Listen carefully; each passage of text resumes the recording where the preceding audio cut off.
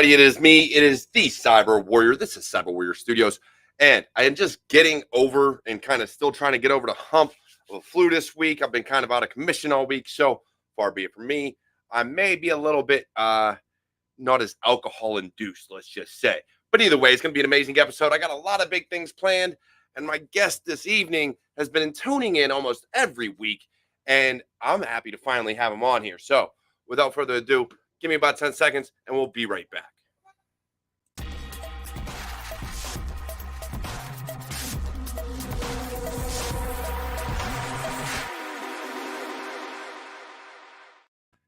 And we're back. Like I said, about 10 seconds as always.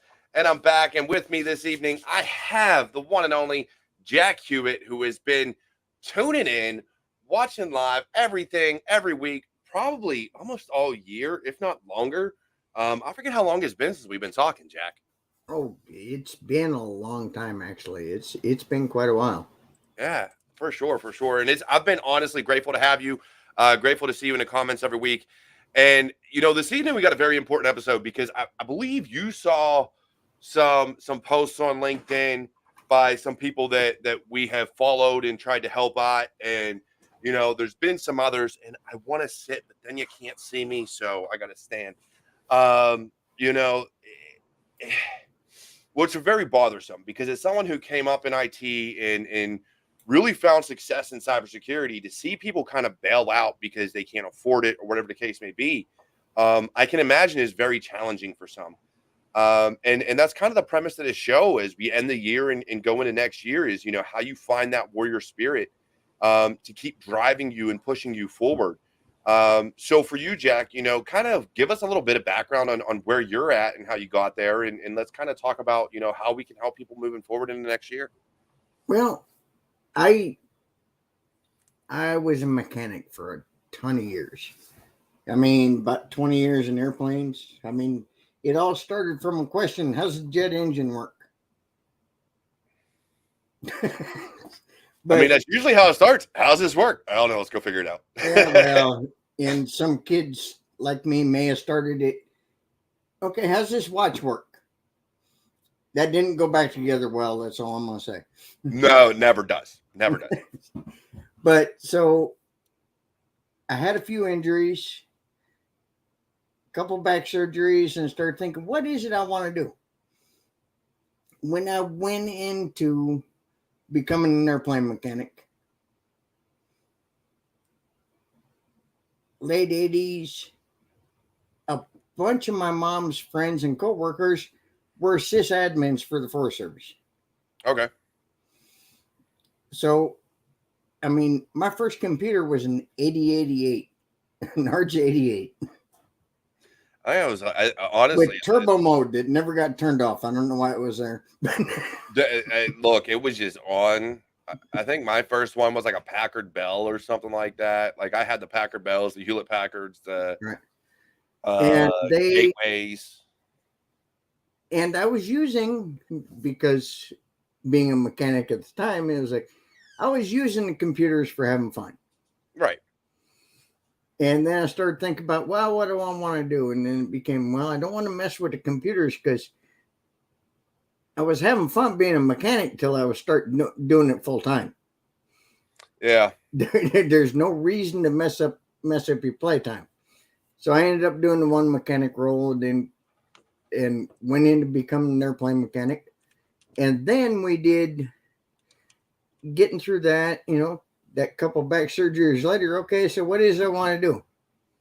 I still like computers. Still been messing with them.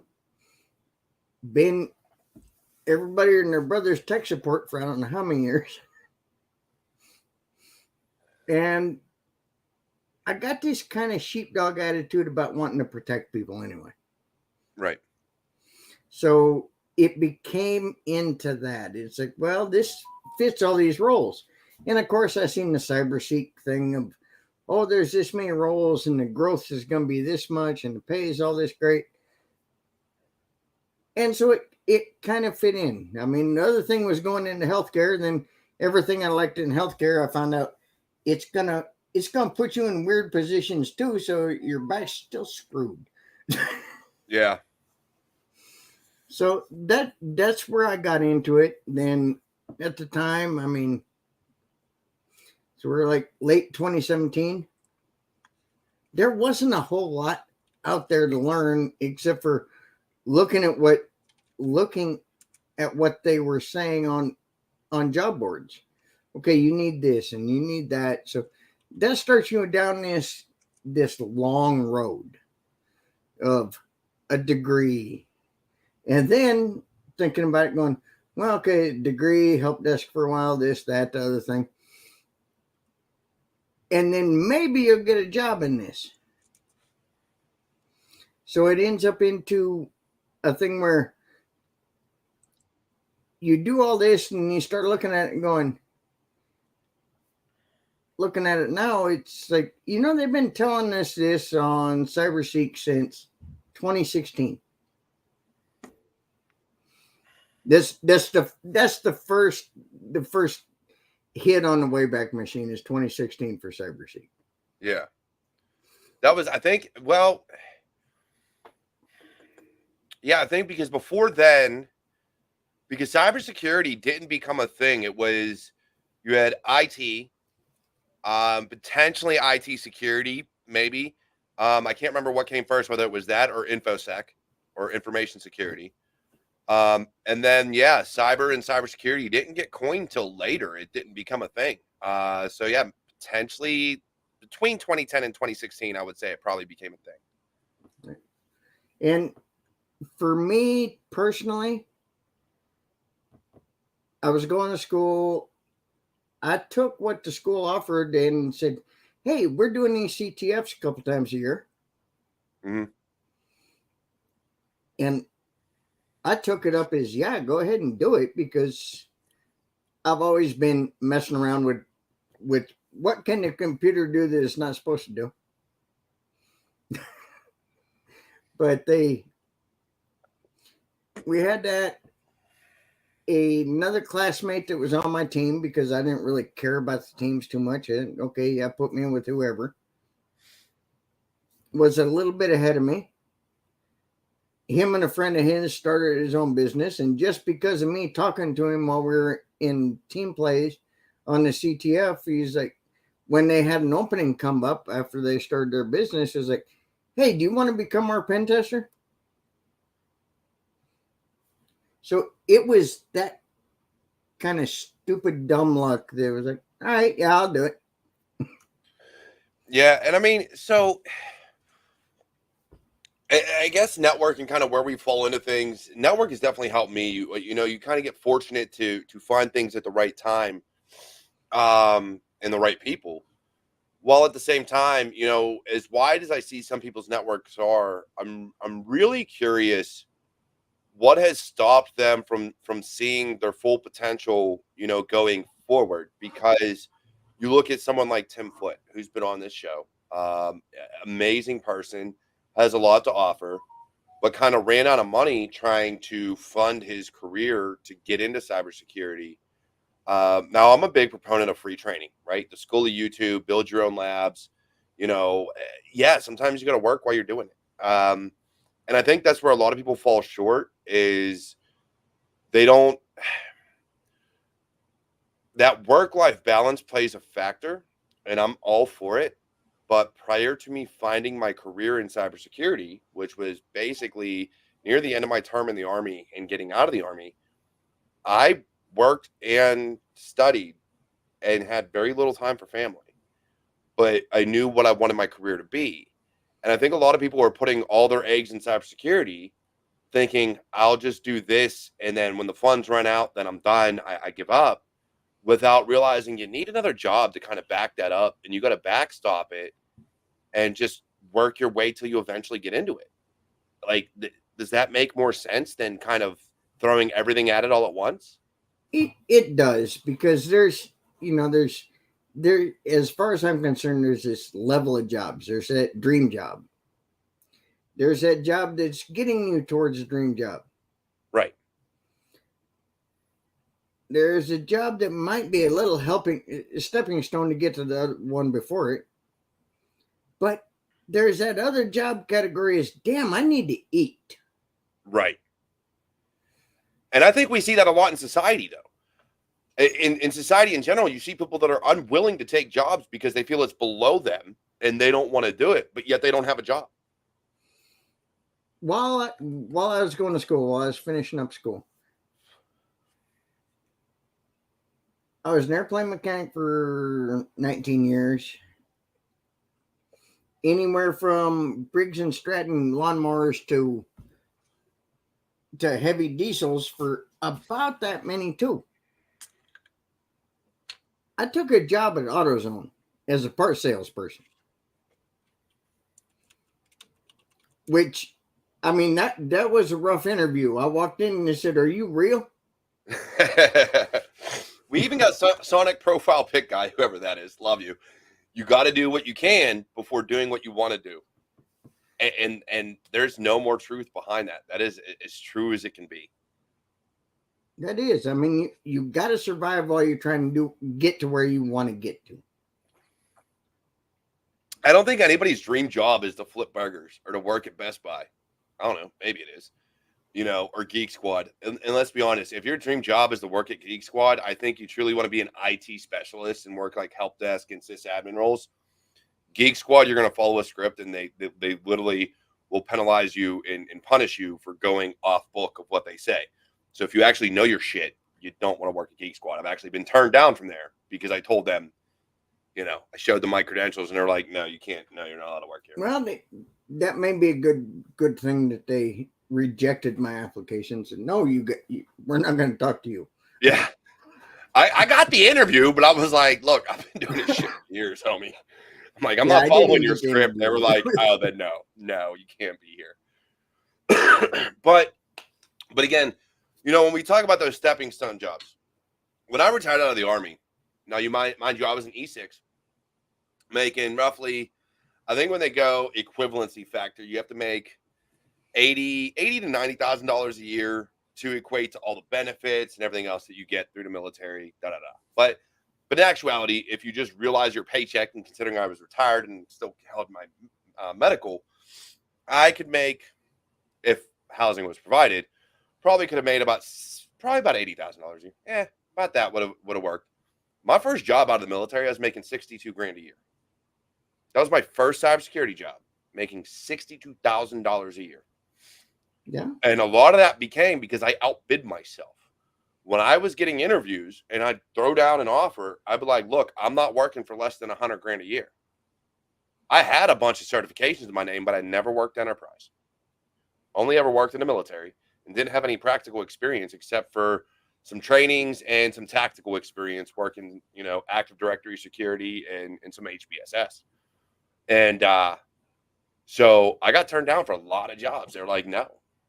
The first job I got was $62,000 a year.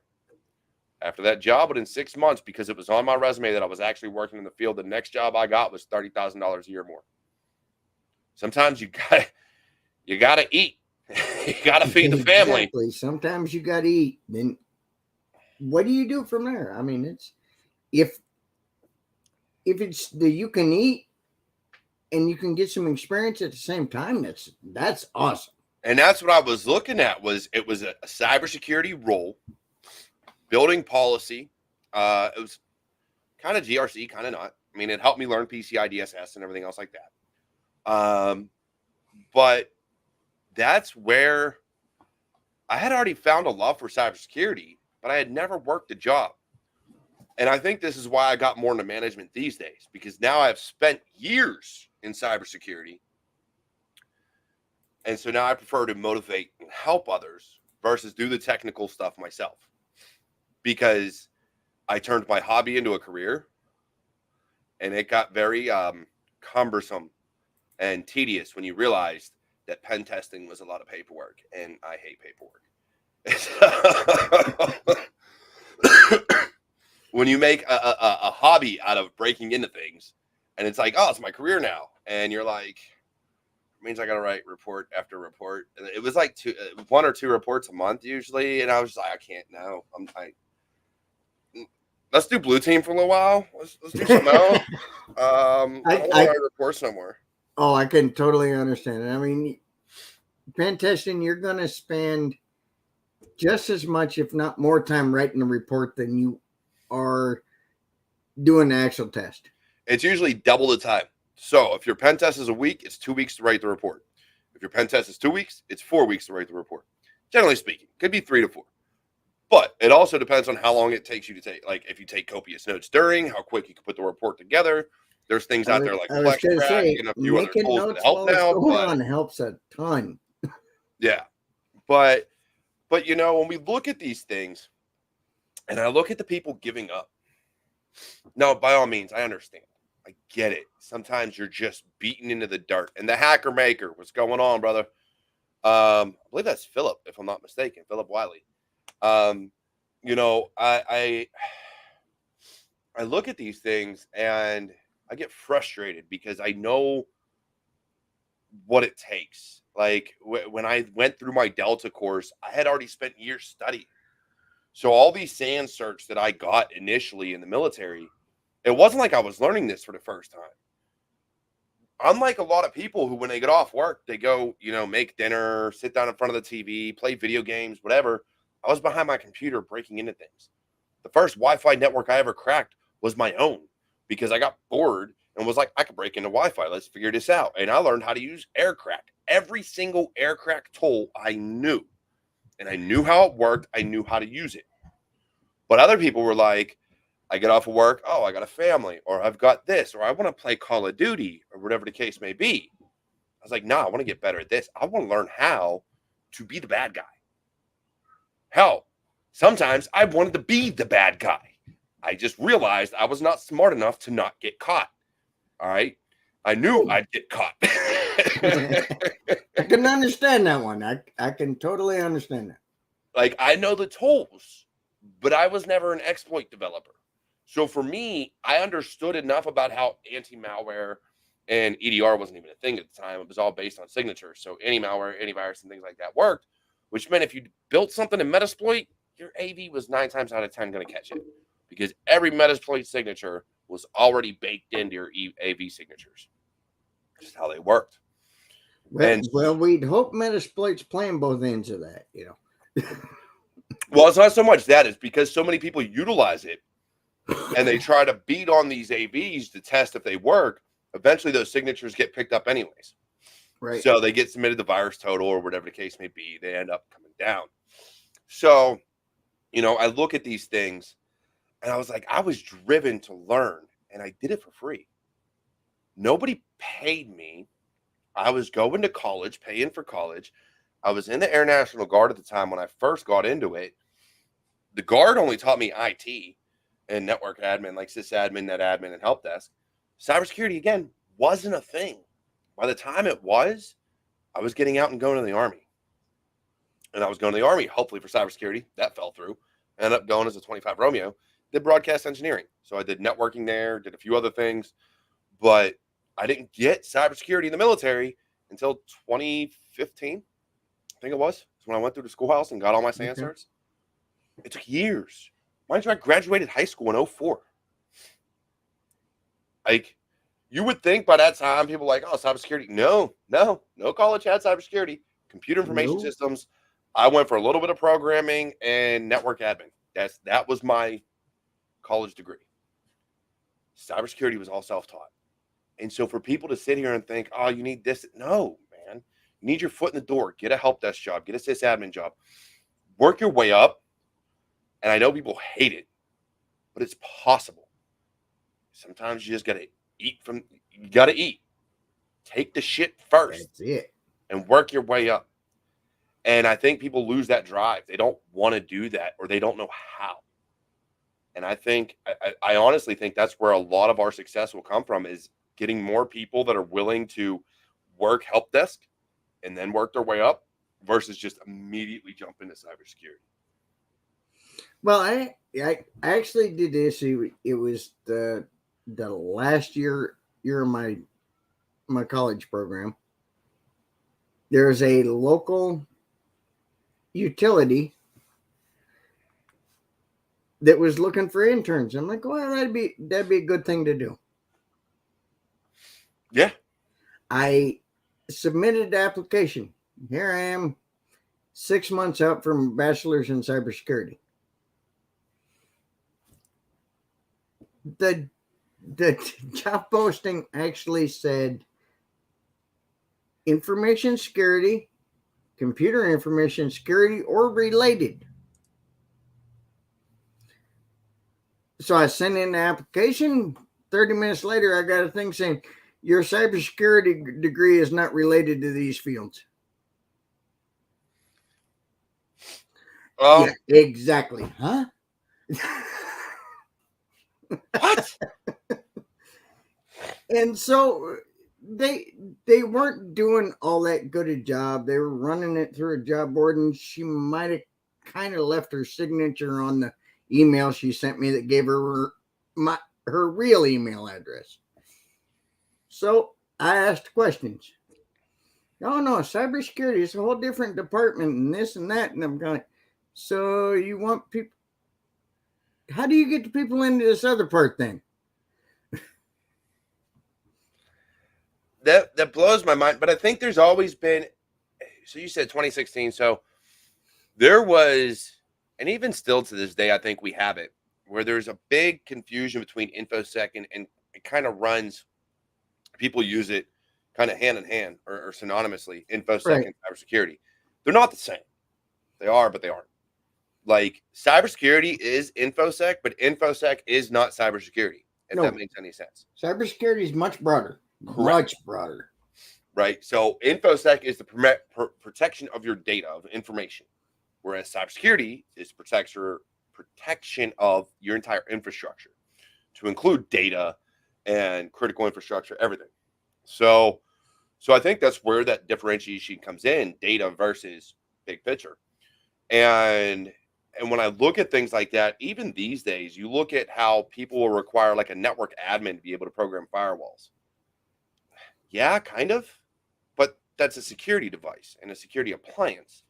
I would expect that to be more of a cybersecurity person that understands ports, protocol, security, what is best practice, things like that, versus just a general network admin, because they, 9 times out of 10, their goal is to make the blinky lights blink and keep business running.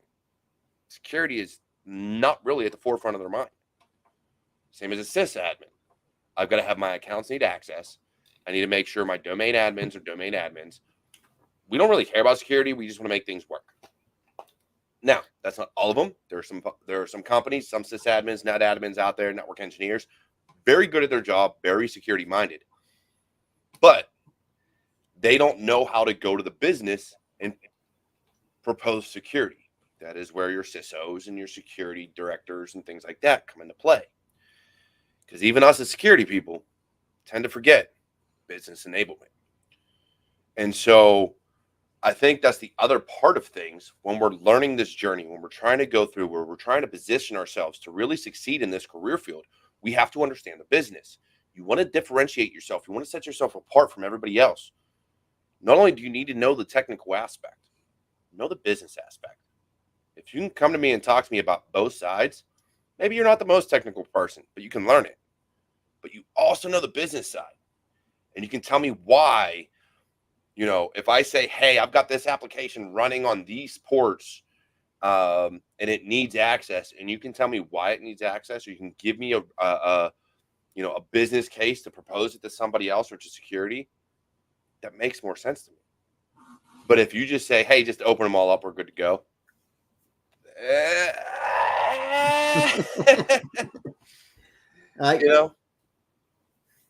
I mean, I will say in some of our engagements, I've had some issues that I've always tried to make sure that everything I write for a report, okay, here, I'm going to give you this high level for the business. Yeah. I'm going to give you this in the findings about, hey, this is what you need to deal with. Yeah. And in my thinking, it's always been, okay, this is for the board and stuff. This is for the people that should be doing the job. And I've found recently that the board wants to know a little more of the technical stuff. So now you're starting to get into this kind of somewhere in between, really, because you can give the technical answer to it, but trying to get that somewhere in the middle of, okay, this is what you really need to know, and this is what needs to be done. You end up with this why of why do you need to do it, and which one of these are going to give you your best bang for the buck. And that's what it comes down to, right? So for us to be successful going into next year, for people trying to break into cybersecurity, and I get it. Me personally, I've always preached the CISP is a management cert. Always. That's been my thing. Me and Keatron Evans had a long conversation about it. It was either earlier this year or last year. We had a long conversation about it on LinkedIn because there are a lot of job recs out there asking for a CISP. The more and more I think about it, I think it depends on your role. Right? So if you work for an organization, level 1, level 2, maybe even level 3, a CISP, okay, not necessarily. But if you want to get to that management level, for sure. However, if you want to work in the consultant space, which tends to make more money, let's be honest, because you're working for multiple clients, then you better have that CISP at a very basic level 2 stance. And the reason is, by the time you're a mid-tier person working for an MSSP or working for a consultant agency, you're working with people that need to be able to speak business and technical. So you're going to do the technical work, but you're going to interact with clients and have to be able to propose ideas and the reasons why they will be successful, the reasons why they need to do it from a financial standpoint. And I think we have put ourselves back by saying, I'm going to hide behind a keyboard. I'm going to be the little pen test monkey that doesn't know how to do anything besides break into boxes, and I don't know how to talk to people. I'm sorry, these days, that role is quickly going out the window. The hide in a basement in a dark room somewhere, not talk to anybody, is very, very quickly going out the window. And I think that is what is taking away from a lot of these jobs, is people are not putting themselves out there and able to put themselves in front of clients. Those soft skills, I think, are what is going to help you moving forward. Oh, definitely. Definitely. It just, I mean, the pandemic showed us a few things. It showed us businesses don't care about us. It's a big surprise. Just look at this Anybody's year. been in the This year military, alone, how many layoffs have there been in security? Oh, it's a ton. This year alone. Yeah. And this is post-pandemic. Right. This is when everything was supposed to be ramping up in the past year or two. And now all of a sudden they're like, meh, we're in a recession. We don't need security. Now, we don't need security so much. They don't think about that, but you get in between that, and if we start looking at it, well, like CyberSeek. So when I started getting in till now, so we're what, 7 years into it, and you went from this supposedly by now stupendous growth in jobs in this market. Yep. That nobody's really ever seen, and I kind of understand it, because they weren't telling us that it was like mid-management and up that those openings were. But we also bid ourselves out of the job. How many people came on LinkedIn, came in front of social media, and were like, guarantee you 6-figure job to get into cybersecurity? No. Guaranteed. Way too many. And so what people did was they'd go to apply for a job. This job could have been based out of East Jabib, Kentucky. And they'd have been like, yeah, I want $110,000 a year. And they're like, I could pay you 70. Oh, I ain't taking 70. Look at where you're applying to. No, it's okay. I live so far south in Mississippi as I am farther south, I'd be in Louisiana. Yep. The job market here it's crazy low, but it's also livable, well above what everyone else around here is doing. Yeah. But also, well, and here's the other thing people think of. They like to look at these FANGs, right, that are all based in California. you know, your Facebooks, your Googles, your Microsofts. Well, Microsoft's out of Seattle, but you know, all these big organizations, and they're paying, I don't know, $250,000-$300,000 a year for like an analyst, for like a mid-tier person, or whatever the case may be, because that's the cost of living in that area. Right. You have to make that much just to live. So they're paying as much money. This is where me and Google I will never work for Google, even though they're out of Pitt. They have an office in Pittsburgh now. But I went to a B-Sides and they said, hey, yeah, we're hiring security people. I said, I won't move to Cali. They said, oh, no, they can work remotely now. I said, cool, pay me Cali salary. And they said, no. I said, no, I'm not working for you. I said, I know what you can afford, because if I lived in California, you would pay me this much. You're not going to pay me less just because I live somewhere else. I was like, been in this field too long. I'm not hurting for work. No.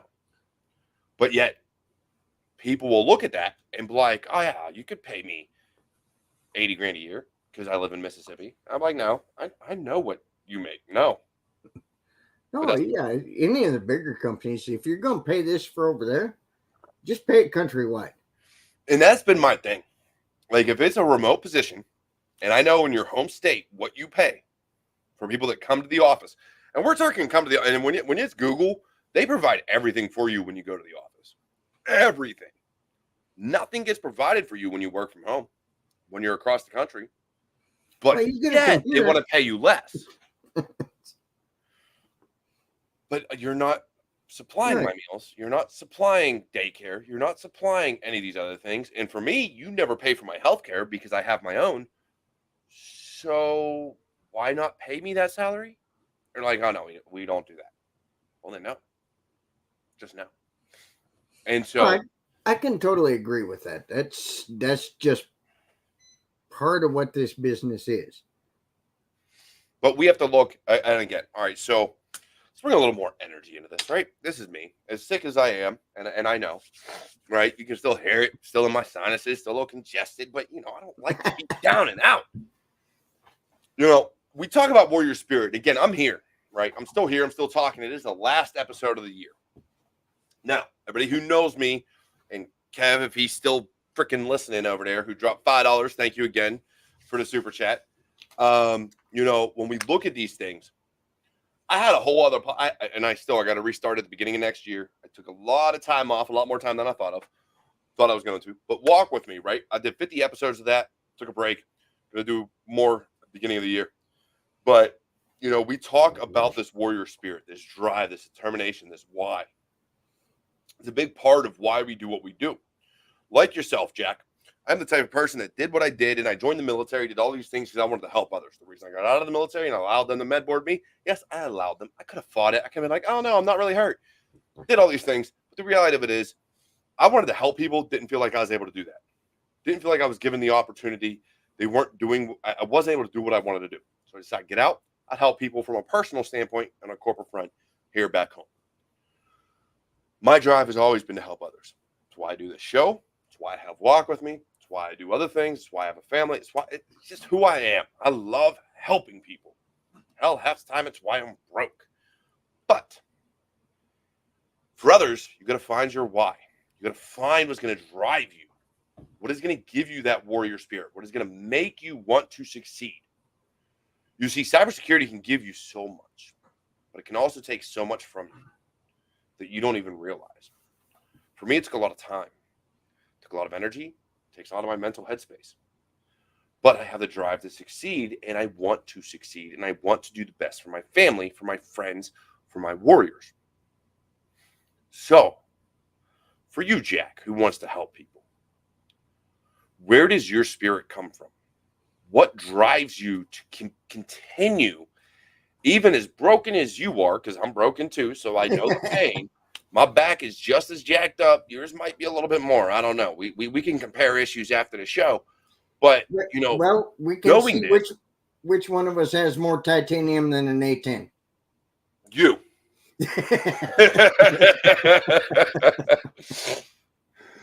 But what drives you, man? What drives me is I want to help people. I want to protect people. Now, hence why there was that healthcare thought in that. Yeah. But me, for my why, is I want to help and protect people.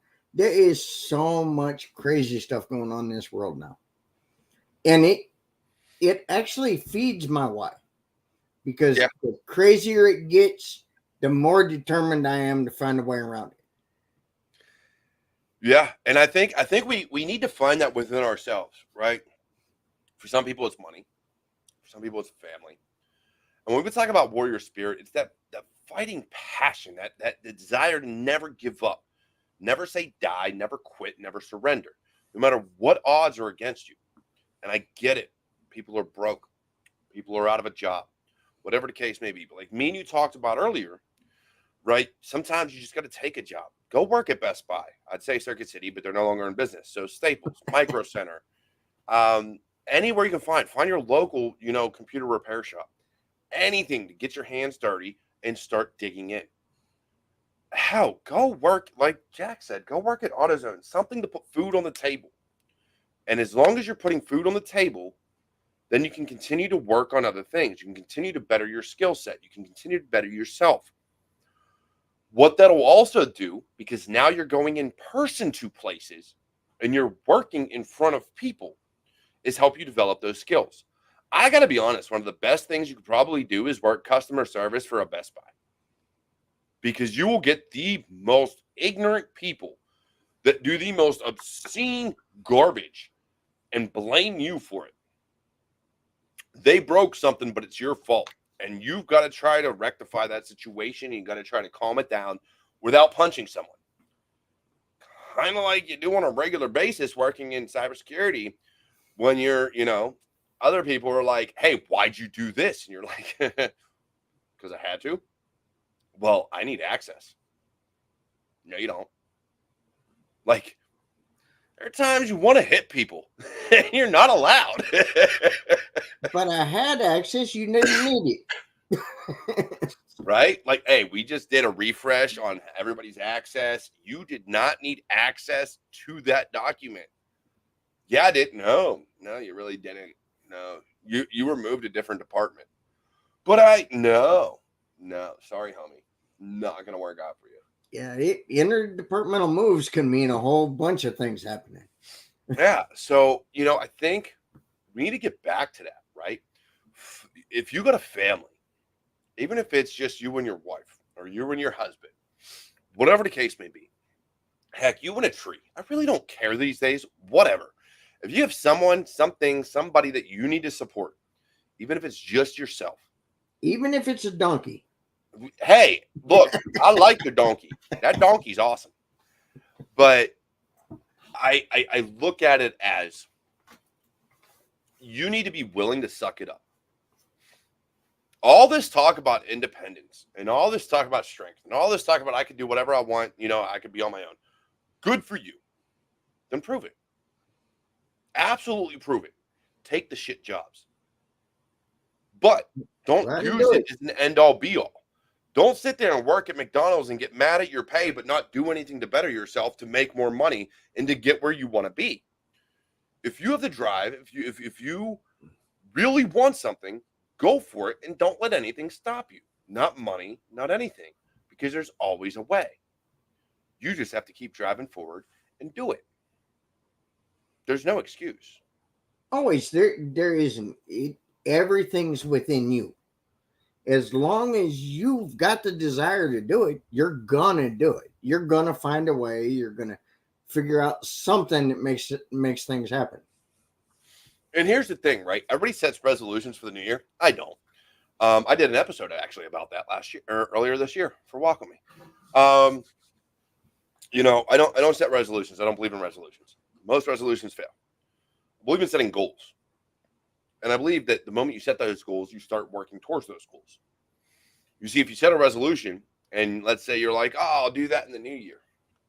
No, you won't. No, because you already made up your mind that you're not going to do it now, which means you're going to find another reason why you can't do it later. Whereas, if it's something you really want, you will start today. There is no reason why you can't start today. For instance, let's say somebody wants to, I don't know, or they claim they're going to quit smoking, right? That's going to be their New Year's resolution. So all the way up to New Year's. They're like, I'm going to smoke. I'll quit after the New Year. No, you won't. It'll last maybe a week, maybe a month at most. And then they're going to be right back to it. A couple of days. Yeah, right. You know, me, I've never set a New Year's resolution because I know I'm not going to do it. I will set myself goals. And the moment I set that goal, I start it. Now, there are things I have planned going into next year. And that is solely because that is when I will have the money to make it happen. Things around the house, things around the yard, things that I need to do around here. Things that I'm going to do to better myself. They're not resolutions. They're goals based on where I know my money's going from now until then. I am saving money, putting money away, doing different things. I've already started. But I won't be able to bring it to fruition until next year. So that is what people need to understand is you don't set New Year's resolutions. New Year's resolutions, go do the research, go look it up. I looked it up earlier this year. I think it was the end of last year. They fail. They don't work because you've already made up your mind it's not going to work. You have to set goals for yourself. You have to plan it out. You have to decide that this is what I want. If you want a career in cybersecurity, you find that within yourself and you drive no matter what. Nothing can stop you. Not nobody, not money, not anything. You find a job and you keep on kicking until you get where you want to be. You keep applying. But you also have to look at why you're not there yet. Whether it's education, if it's experience, lab work counts. Maybe you need to fix your resume. If it's certification, maybe you need to save up a couple $100, take a certification. Whatever the case may be, you can do it. But it's on you. Nobody else can stop you but you and what's in here. No, that's absolutely true. Because anything you set your mind to do, you can do. You're the only one that's going to stop it. You're the only one that's going to stop it. You got to just keep pushing. Yeah. And so what would you say is the biggest detriment to people right now? The people that are like giving up. What do you think is making them give up? What I think is making these people give up is they thought they were promised something. And they weren't. Hey, this is statistics. If you've ever taken a statistics course, you're going to find out you can spin them numbers around to do anything you want them to say, no matter what they were. So all these people are thinking, hey, it said we were going to do this, and I've done all this, and I'm not getting anywhere. What have you done to make sure it happens, though? Yeah. I mean, right now, especially warrior spirit kind of way, you're going to, at this point, everything's in downturn. What can you do to make your own path? I don't care about this path worked for me or your path works for you.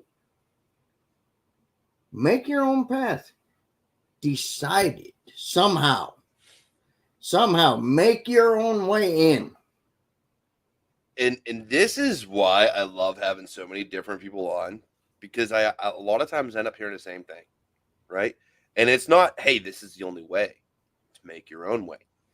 Meaning, one of the things I've talked about, and Jack, you were a very, very big proponent of my other podcast as well, of Walk With Me. Me and you have talked about it and things of that nature. And that was always one of the things I preached, right? You have the left path, which looks hard, but okay. You have the right path, which is really easy. But then you have no path. What do? Well, I know this is hard, maybe. I know this is easy, but really isn't going to get me where I want to be.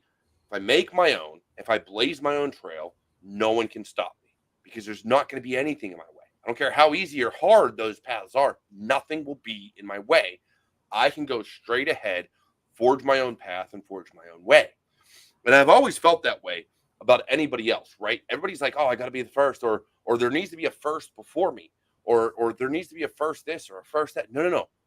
Be your own first. If you don't see somebody out there that is doing what you want to do, then go do it. If they don't look like you, be the first. Blaze your own path. Do it on your own. Don't let anybody tell you no. Because if they tell you no, or if you can't do it, if they say, oh, you'll never succeed, prove them wrong. Because we all need haters. As Cat Williams, That's true. As Cat Williams loves to say, we all need haters. And if you ain't got no one to hate on, feel free to hate on me. Because I don't care. I will prove you all wrong time and time again. Go ahead. I've been doing this show my way for as long as I can remember. That's one of my biggest drivers. You tell me I can't do something, it's gonna happen. It's gonna happen one way or another. I mean, it's like some vendors are putting out that they're hacker proof. Yes, thank you for drawing that target on me. I had someone say that, and I was like, I've got friends that would just go to town on you. Me? Nah, not worth the effort. But friends, they love that shit. Just paint that target, it'll be okay. Like, look at the Robin Hood hacker. I will never remember his name. I forget who he was, but basically, New York Times got hacked. Then they came out and said, "Oh, we fixed everything. You can't hack us." Da da da da. This guy had helped several other companies for free. I don't know. Maybe they paid him. I don't know. This was years ago. But then he found an opening in the New York Times. Went through an intermediary. Told the New York Times, "Hey, there's this opening. Do you want me to tell you how to fix it?" Da da da. They said, "Oh no, we can't be hacked. Da da da. Stay out of it." Or this and the third. I said, "Fine. All right." Not only did he get into their system, he started abusing their paid systems. They didn't like that too much. They found out and fined him and sent him to jail. You said you couldn't be hacked. That was your fault. Had you never said that, this dude probably never would have found out, never would have cared, never would have tried. Probably never would have looked. No. But the moment you opened the door, and then when he offered to help you fix it for free, you didn't have to pay him. He literally told you he'd fix it or tell you how to fix it. You said, no, it's impossible. All right, fine. And the only reason my man got caught is because he started leaving his signature on like all of these paid services. The only reason he got caught. He did end up serving jail time for it. And he was You're not supposed to do that. But like, he had helped other companies. Like, one of the companies he got into was from an unmaintained proxy server. And they said, how'd you get in? He said, oh, that proxy server right there. And they were like, he was like, is it needed? They're like, no. How would you fix it? He's like, give me a knife. And he cut the cable. There, fixed. There you go. It's fixed. Because it wasn't used anymore. Wasn't maintained. There. It's fixed now. Now you can't get in. So, like, things like that bother me. James, dude, absolutely. Reminds me of the LifeLock CEO that published his SSN and pretty much dared people to steal his identity. And they did. Almost immediately. Gotta love it. It's, like I said, paint the target, somebody's going to find it. And I look at that, when I look at people getting in this career field, paint your own target. Make your own path. Forge your own destiny. Don't let anybody decide what you're going to become. The moment you give power to other people to dictate where you're going to go in life, where you're going to get to, is the moment you've taken the power out of your hands and said, I can't control my own destiny. I don't know what I'm doing. I'm lost. No. Control your own destiny. Put the power in your hands. Because the moment you give power to other people, they're going to abuse you, walk all over you, and do whatever they can. They are not going to help you up. They're not going to, like, as they go up, they're going to lift you. No. They're going to be like, oh, I'm just going to step on you. See you later. Look at the 1% of our country and what they do. They step on everybody they can. They're all billionaires and trillionaires. They step on everybody. They don't care who they hurt, what they affect. But you, as someone trying to break in, all these people trying to get into the field, Set your own path. Don't worry about the rules. Don't worry about what the stipulations are or the certifications or the degrees. Make your way. You want to make it, start a business. You know how cheap it is to start an LLC? Like $40.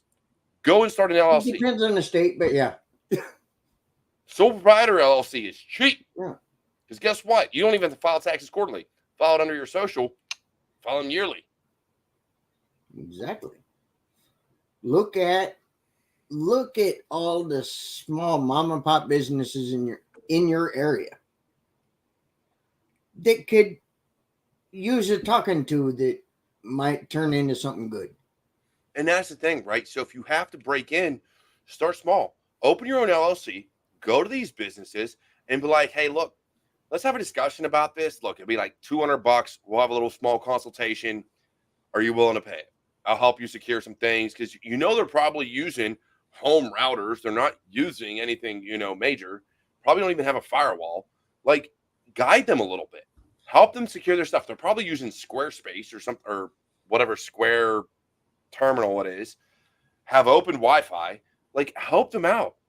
$200. Now you're making money. Now you're doing security. Now you can actually say, hey, yeah, I've secured wireless networks. I've did this. I've done that. Exactly. And you have your own LLC to back it up. And now you're making money. And now on top of that, little financial advice, every dime you spend on marketing, every dime you spend on your cell phone, every dime you spend on internet, the use for marketing, for use for promotion, now it's just became a deduction. Just became a deduction. Exactly. So you don't have to work for an enterprise to find experience. Be your own. Make your own business. Make your own. Make your own. I mean, labs are great. They're hard to translate. Doing something like that, go out and talk to some people. Be part of your community. As you become part of your community, they're going to get to trust you. And next thing you know, when they have questions, who do you think they're going to come to? Yeah. And William Bailey, he did say it right. To form your own business, definitely check your state website. Fees range widely. California expects somewhere near $800 per year minimum. And it's true. There are some that if you don't make money after so many years, like certain states, they require you to like basically disband. Not all. And it's a hobby for the feds. Yeah. Like they'd have to chase you down. They would literally they'd have to. Other than that, they really don't care. But yeah, sole proprietors can do it for as long as they want. You could literally be a sole proprietor under your social security number without an LLC. The only thing that happens with that is you become liable. You better have insurance. Right. Under an LLC, they have to sue the LLC. They can't sue you. A little bit of protection. Yeah. LLC protects your butt a little bit. Yes. LLC registrants require an annual filing. That's what I just said that. You file annually. Wait, what do you mean annual? We talking taxes or like re-registering the LLC? Because my LLC has been registered for years and I've only filed it once. I know here you don't have to re-register the LLC, but you do have to annually I have to annually file taxes, not like actually re-register the business. Fill out a form and say, no, I still didn't make any money. Dude, I lose money every year because my LLC is this and I don't make any money off of it. I try. I'm like, that's my goal is to eventually turn a profit, but it hasn't happened yet. I put so much money out into like paying for Twitter premium and StreamYard and Adobe and everything else that I pay for. Hey, I did try to help. I love it. I do love the shirt. I'm so glad you bought that, Jack. That is amazing. What's going on about that wallet? Glad you made it, brother. My man isn't even into cybersecurity. He still tunes in every week. I love it. See, wow, that's awesomeness there. But we was just talking, about that wallet. We was just talking LLCs and money. Did you make it in time for that conversations? But yeah, I just, I look at things and I look at what drives people. And I think, unfortunately, so much is what has driven people into cybersecurity and why we're not seeing so much of that warrior spirit. Now, with people like Andrea Myler, Wanawa, yourself, so many others, is they want it because they really enjoy it, right? This is what they want to do. They have found a passion in it. Right. You've got to want to do this. Others have done it for money, right? They saw those fake, oh, you can make $150,000, $200,000 a year, you can make 110, with no experience, all these other things. Yeah, you can make 110 to 150 in Cali with no experience, but good luck affording an apartment near where you're going to have to go into work, because a lot of people in Cali require you to go back to the office now.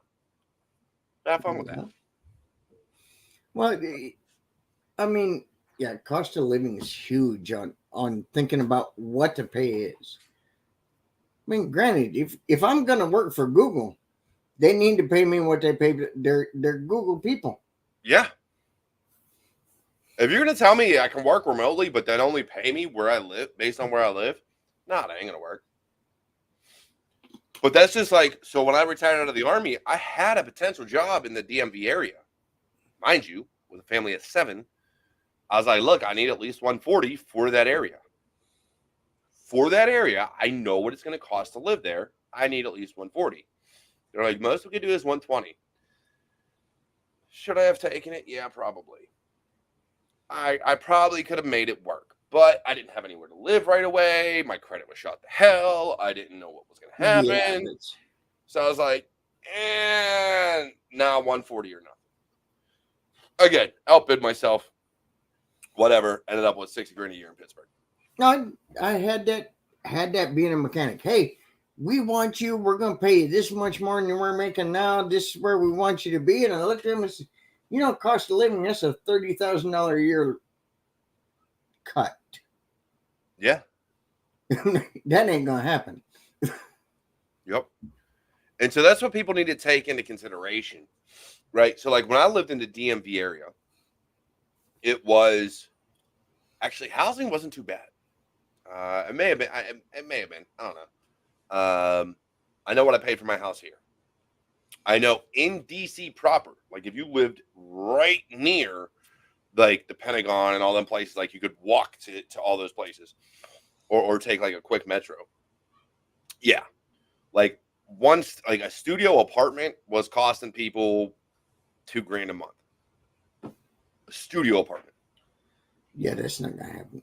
My mortgage is less than $2,000 a month, and I'm living on an acre and a half. No, not gonna happen. But then you take into consideration if you live outside of that vicinity, because I don't know, maybe your job is with the government. Maybe you work at the Pentagon. Maybe you work at the White House. Whatever. You work somewhere down in DC. Now you got to worry about traffic, gas mileage, everything else. So yeah, the cost of living may be cheaper, but you're running into now the cost of getting to work. Time, commute money, it's yeah. I mean, I worked jobs where I was at work 12 and a half hours a day. I still had to drive an hour each way, back and forth. I mean, I had enough time to get home and go to sleep. Yeah.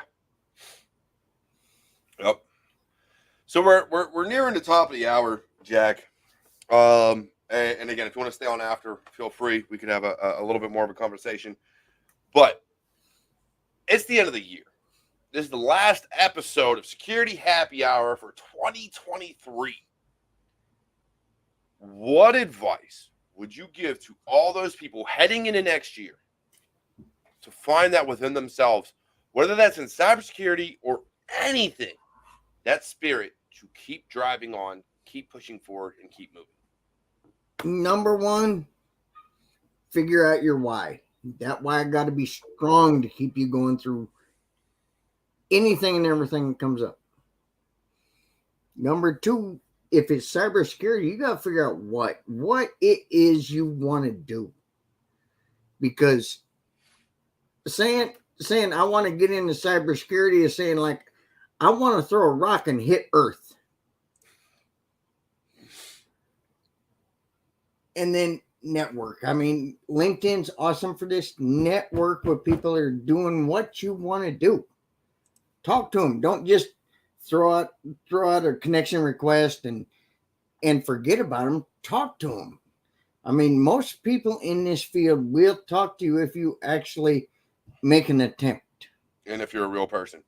Yes. And if you're a real person. Well, I got people talking to donkeys, so. This is true. Something I've been saying in the comments forever here. Learn out loud. I don't care if you just learned about the ping command. Make a post about it. Talk about it. Something in your point of view may make ping make sense to some other person. That's all that matters. You're giving back at that point. And people are seeing what you're doing. And of course, be human, be kind. Be that real person. I mean, Yeah, we've all gone through way too much in the last few years. You're wrong. We need to get back to being human and talking to people. Yeah, definitely. Pick up the phone, make a video call. So much of life has become online, and we hide who we are behind a screen. And I've talked about it, right? You put forth this fake persona because you want everybody to see the best of you. No one ever sees the worst of you, and when they see the worst of you, they don't accept you anymore. So I'd rather me be real and you no longer talk to me than me be fake the entire time and just put out this persona of, oh yeah, I'm this person. No. What you see is what you get. I am who I am. I say what I say. I've pissed people off and I don't give a damn. I don't care. And so I look at it this way. Heading into next year, it's the end of the year, right? We've had Hanukkah, winter solstice, Christmas, everything. All of these amazing holidays about giving back, about helping others, about all this other stuff have happened. And I still see nonsense online. I still see bullshit spewed throughout the internet. And I see people buying into it. I see people tearing each other down. I see people making each other worse.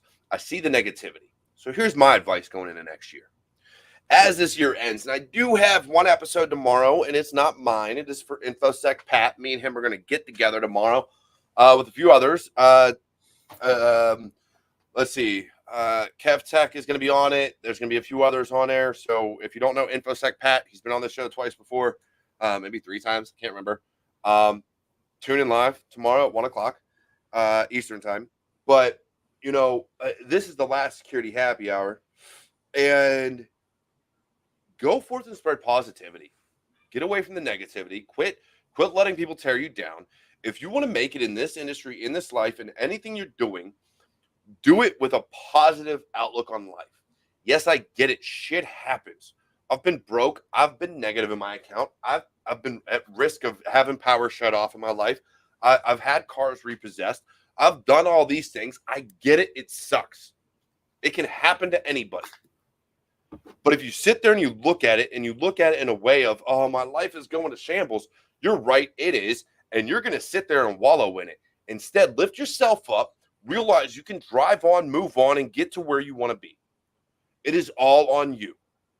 No one's going to save you. No one's going to help you. No one's going to sit there and be like, oh, yeah, here's $1 million. I'm sorry. Shit ain't like that. As much as I do think Mr. Beast is a great guy, he's not going to come to me when I go broke and be like, oh, yeah, here's 50 grand. Go ahead and, pay off your debt. No, he ain't going to care. I'm not important to him. He doesn't know me. I'm not going to end. And so for anybody out there that's looking for that handout, stop, go out there and earn it. Show your spirit, show your drive, show your determination, and earn it. Make a living. Make something of yourself.